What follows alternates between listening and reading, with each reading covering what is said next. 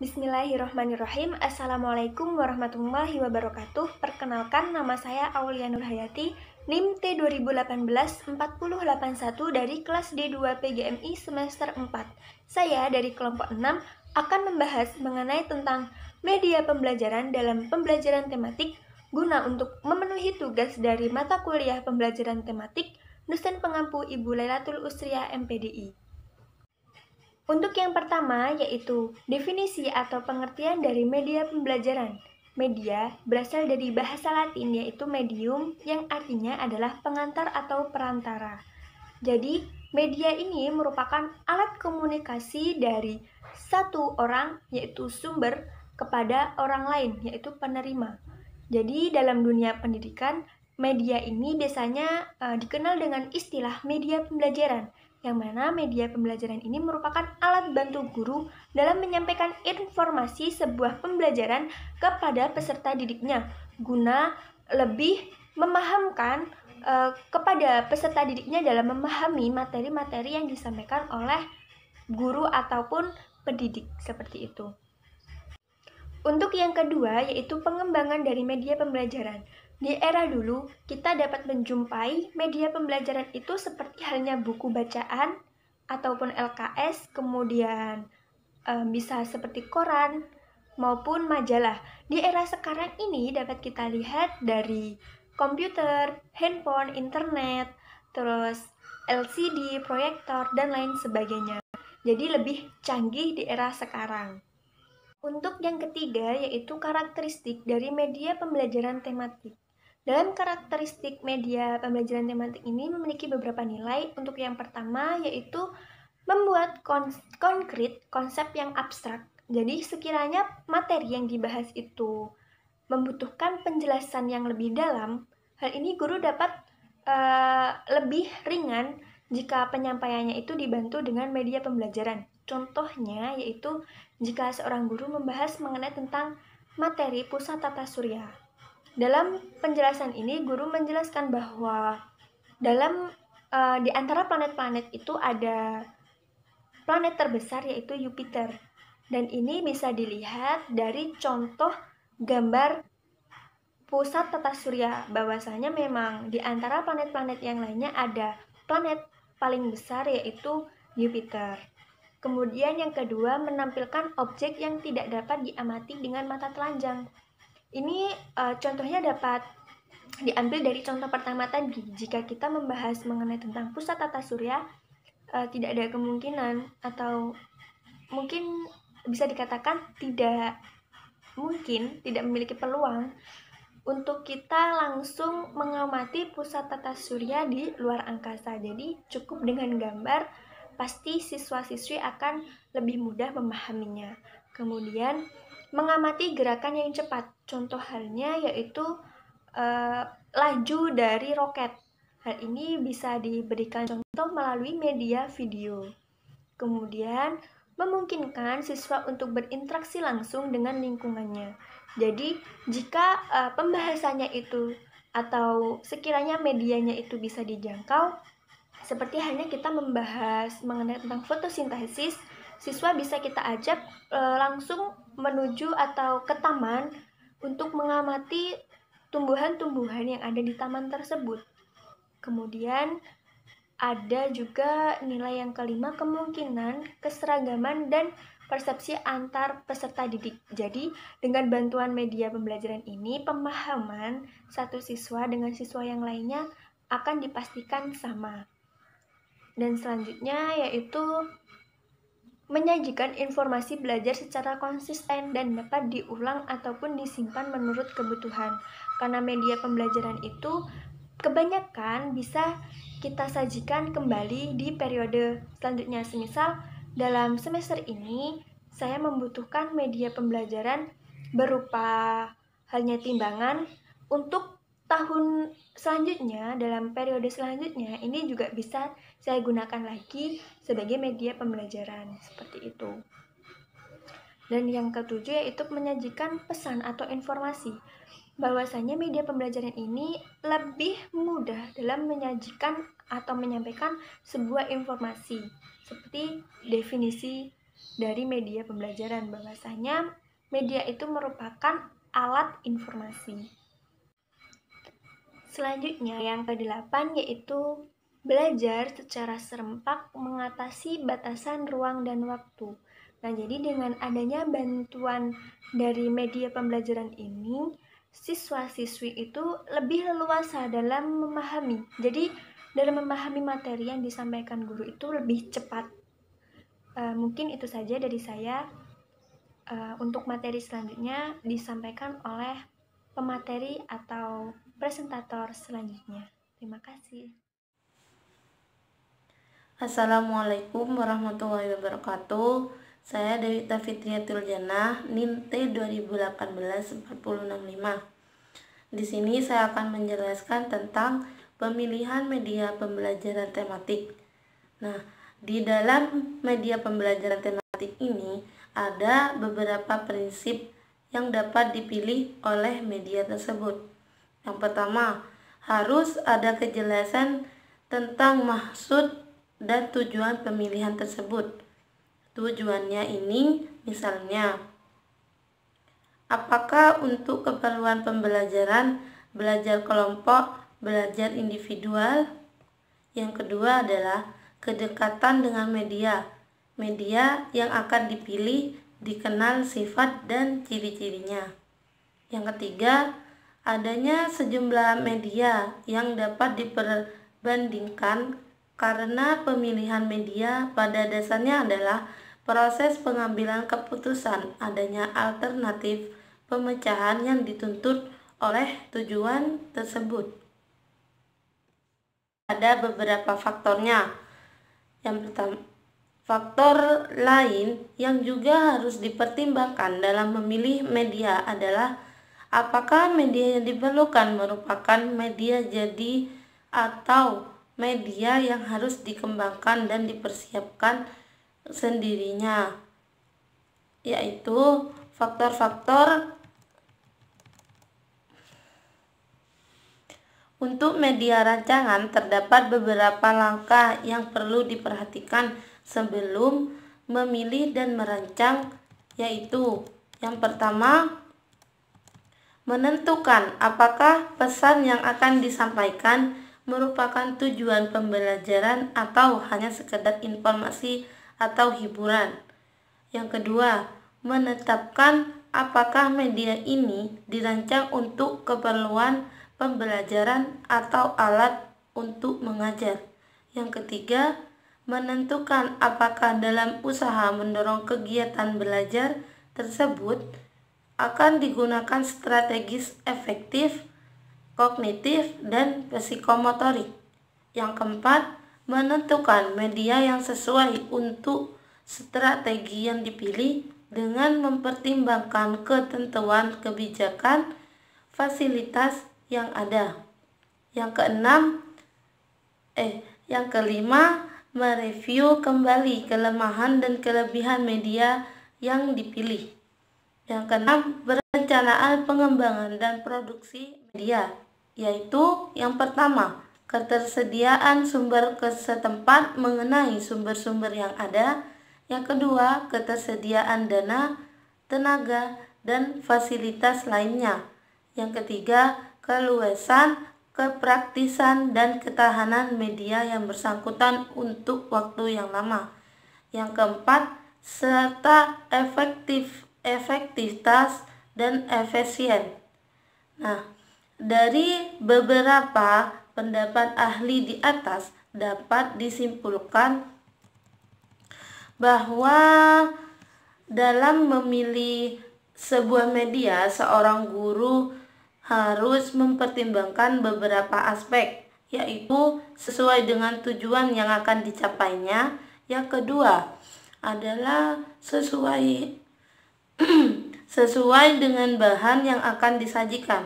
Yang ketiga, sesuai dengan kemampuan guru yang bersangkutan.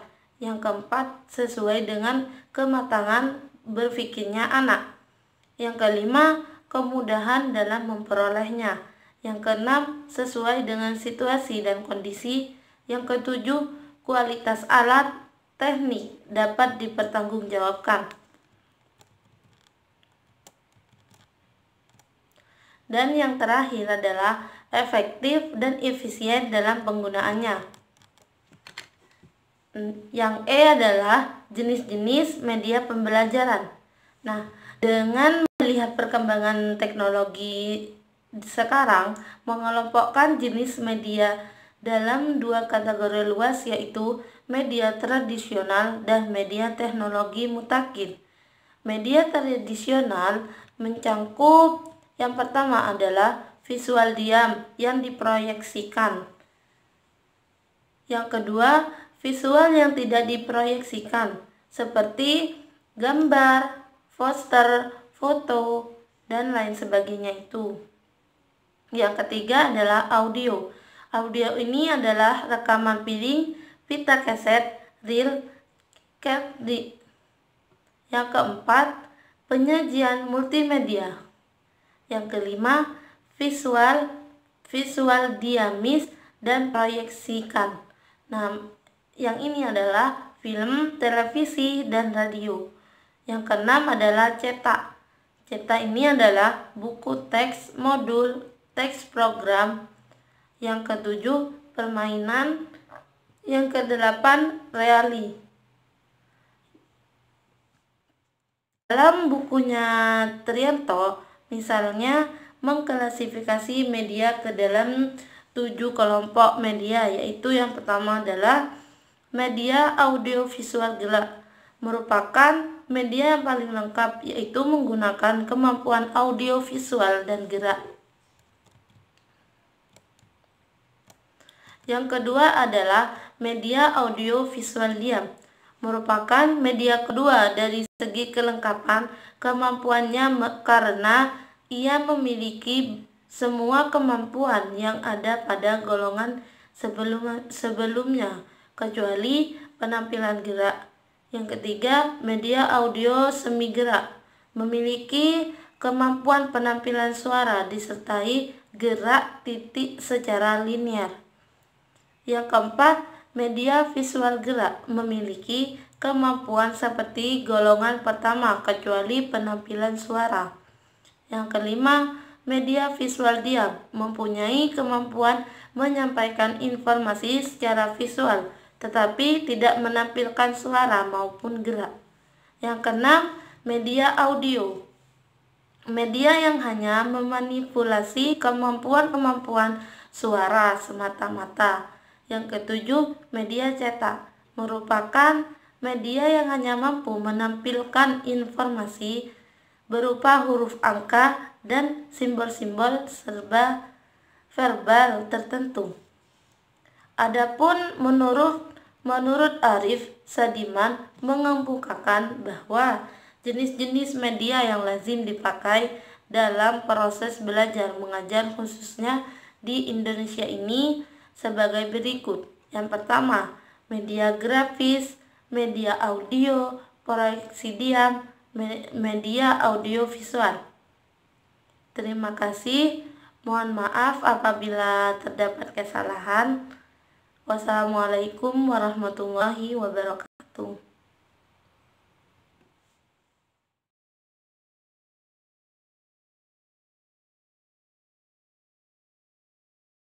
Assalamualaikum warahmatullahi wabarakatuh. Saya Adi Dwi Yuliasari, NIM T2018-4062.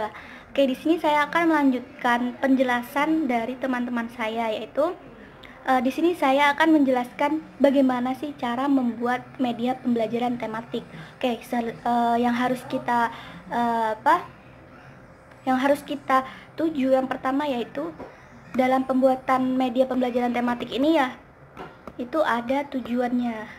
Kita harus mempunyai tujuan untuk membuat media pembelajaran tematik ini ya. Tujuannya itu dibagi menjadi dua, yaitu harus dinyatakan dalam bentuk tingkah laku yang dapat diamati. Nah, yang kedua harus dapat diketahui atau nilai tingkat-tingkat pencapaiannya, seperti itu. Nah, oke, kita lanjut ke tahapan kedua. Yang kedua yaitu tahapan membuat media pembelajaran tematik. Nah, setelah kita mengerti tujuannya, kita apa sih tujuan kita untuk membuat media tematik ini gitu kan. Langsung kita cara membuatnya. Yang pertama kita harus menyusun rancangannya terlebih dahulu. Yang kedua, menulis naskahnya. Yang ketiga, produksi medianya. Yang keempat, evaluasi program medianya. Nah, yang maksud evaluasi program media ini adalah ketika kita sudah menerapkan media yang telah kita gunakan kepada murid-murid gitu kan, kita harus mengevaluasi apakah media itu menjadi baik atau telah baik dalam pembelajaran yang kita lakukan, seperti itu. Selanjutnya yaitu dalam membuat media pembelajaran tematik memerlukan urutan penyusunan itu yang rinci, seperti itu. Nah, itu ada yang pertama, kita harus menganalisis kebutuhan dan karakteristik siswanya dulu. Yang kedua, merumuskan tujuan pembelajaran. Yang ketiga, merumuskan tema-tema dan butir-butir secara terperinci yang mendukung tercapainya tujuan pembelajaran. Yang keempat yaitu mengembangkan alat pengukur keberhasilan. Ini bisa disebut dengan tes, seperti itu ya. Oke, selanjutnya yaitu menulis naskah media. Ini tentu sangat penting ya. Sebelum kita membuat media pembelajaran, kita harus mengerti dulu apa sih naskah yang kita buat itu gitu. Itu sangat penting menurut saya sih. Yang terakhir yaitu mengadakan tes atau revisi. Nah, ini biasanya tes ini bisa berupa tes tulis atau secara tes lisan, seperti itu. Oke, selanjutnya setelah kita membuat dan merancang sebuah media tersebut, itu ada evaluasi tadi ya, penilaian apakah media ini sudah cocok diterapkan pada pembelajaran yang kita terapkan gitu kan. Itu ada evaluasi itu ada dua macam. Yang pertama yaitu evaluasi formatif. Nah, apa sih evaluasi formatif itu? Nah, evaluasi formatif ini adalah proses yang dimaksud untuk mengumpulkan data tentang efektivitas dan efisiensi media pembelajaran. Ini yang maksudnya mengumpulkan data yang dan tentang efektivitasnya gitu loh. Ini apa udah efektif untuk pembelajaran gitu kan. Oke, selanjutnya yaitu evaluasi sumatif. Nah, apa sih evaluasi sumatif itu? Evaluasi sumatif ini merupakan bentuk akhir dari suatu produk media pembelajaran setelah memperbaiki dan disempurnakan. Nah, setelah kita mengerti atau mengevaluasi formatif tadi, kita di tahap akhir yaitu sumatif. Nah, sumatif ini setelah kita mengerti apa kesalahan dalam media pembelajaran tematik yang kita buat itu, kita perbaiki lagi di evaluasi sumatif ini, seperti itu. Adapun fungsi-fungsi yang terdapat pada media pembelajaran, yang pertama yaitu media pembelajaran sebagai alat bantu dalam pembelajaran. Ya tentu saja ya, karena sebuah media ini sudah menjadi pegangan atau yang baik untuk diterapkan oleh pendidik kepada peserta didik gitu kan, untuk alat bantu dia menjelaskan mengenai pembelajaran tersebut, seperti itu. Selanjutnya yaitu yang kedua, media pembelajaran sebagai sumber belajar. Ya tentu saja ya, karena kan itu adalah sebuah alat bantu untuk belajar gitu kan. Ini adalah juga termasuk sumber belajar selain buku juga, seperti itu. Bisa juga seperti video, terus audio visual, seperti itu. Nah, yang selanjutnya yaitu adapun kelebihan dan kekurangan dari media pembelajaran ini. Oke, saya menjelaskan mengenai kelebihannya dulu ya. Oke, kelebihannya itu cukup banyak menurut saya sih. Yang pertama yaitu memperjelas penyajian pesan agar tidak terlalu bersifat verbalitas. Verbalitis maksud saya. Maksudnya itu memperjelaskan itu bentuknya alatnya itu sudah nyata gitu loh. Jadi tidak bentuk dengan kata-kata atau lisan gitu kan. Kalau sudah nyata, contohnya seperti kita membawa kita pembelajaran seni budaya gitu kan, kita membawa alat gitar atau apa gitu kan, udah nyata ini yang dinamakan gitar, seperti itu. Itu sangat membantu sekali sih untuk pembelajaran, seperti itu. Terus mengatasi perbatasan ruang, waktu, dan daya indera. Nah, ini juga termasuk penting gitu. Maksudnya yaitu saya ambil contoh ya, pembelajaran IPA mungkin ya, IPA. Kita lihat apa sih mikroba atau apa gitu kan, mikroba itu sangat kecil gitu kan. Kita harus menggunakan alat karena kan kita tidak bisa melihat dengan indera kita gitu kan. Kita harus menggunakan mikroskop itu yang alat yang biasanya ada di lab itu kan, mikro itu. Nah itu setelah kita menggunakan itu, kita bisa melihat ini bentuk mikrobanya itu seperti apa, seperti itu kan. Itu sudah sangat membantu sekali untuk kita dalam pembelajaran IPA tadi itu gitu loh. Nah kejadian atau peristiwa yang terjadi masa lalu bisa ditampilkan lagi. Nah kayak yang pembelajaran sejarah gitu kan, banyak sekali di YouTube atau video-video tentang sejarah mengenai, contohnya apa sih, contohnya Banyuwangi gitu kan. Dulu tuh Banyuwangi seperti ini, kita bisa tampilkan melalui video itu tadi, seperti itu. Adapun kekurangannya, nah kekurangannya itu berhubung dengan adanya pengajaran visual tadi itu, memberikan video-video kepada anak-anak itu kan, itu malah menjadi kekurangan kita dalam media pembelajaran ini. Kenapa? Karena kan mungkin guru malas untuk menerangkan lebih rinci lagi, karena kan udah ada video, udah lihat saja seperti itu kan. Itu juga termasuk kelemahannya gitu. Ada juga mungkin tidak semua tempat sekolah ini mempunyai alat yang memadai, sarana dan prasarana yang memadai. Itu juga termasuk kelemahan dari media pembelajaran ini sih, seperti itu. Menurut saya itu saja yang bisa saya sampaikan. Kurang lebihnya mohon maaf jika ada salah kata atau penyampaian saya yang kurang jelas, mohon maaf. Tetap di rumah, jaga kesehatan. Terima kasih. Wassalamualaikum warahmatullahi wabarakatuh.